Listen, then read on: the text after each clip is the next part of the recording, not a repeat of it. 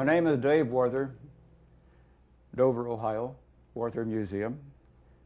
I'm going to show you how to cut a pair of working wooden pliers like you see here in the museum. This is a block of basswood. Linden tree is another name for it. White pine, sugar pine, many woods will work.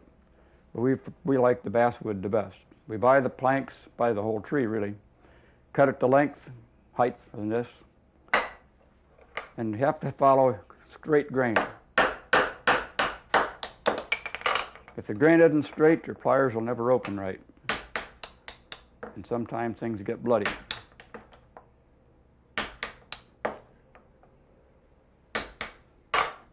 From this point on, you can either take it on a belt sander or a block plane and plane it into a nice square like this.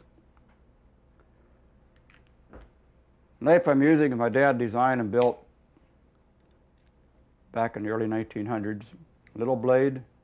Biggest mistake people make trying to make pliers is their blades are too long. If they're longer than your thumb, they'll get in your road. There's 10 cuts to make a pair of working wooden pliers. The first 4 are a 1/4 way deep, 45-degree angle to the block. Number 3, same thing, but the distance between here and here has to be greater than the width of the wood, or they cannot open. And sometimes you have to make more than one cut to get the depth. Now I'm indexing across. I'm going on a 45-degree angle, and they have to be deep enough to pass these other 2 cuts. This one's going uphill.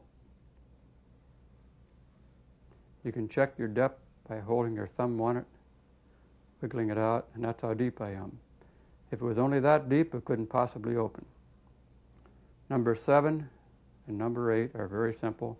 You push straight through and you rock your blade just a little bit.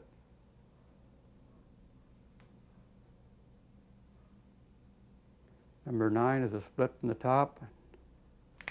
Number 10, and there's your working wooden pair of pliers. And there is no secret to it. It's just trial and error.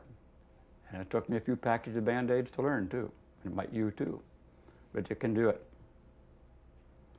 There's nothing to it.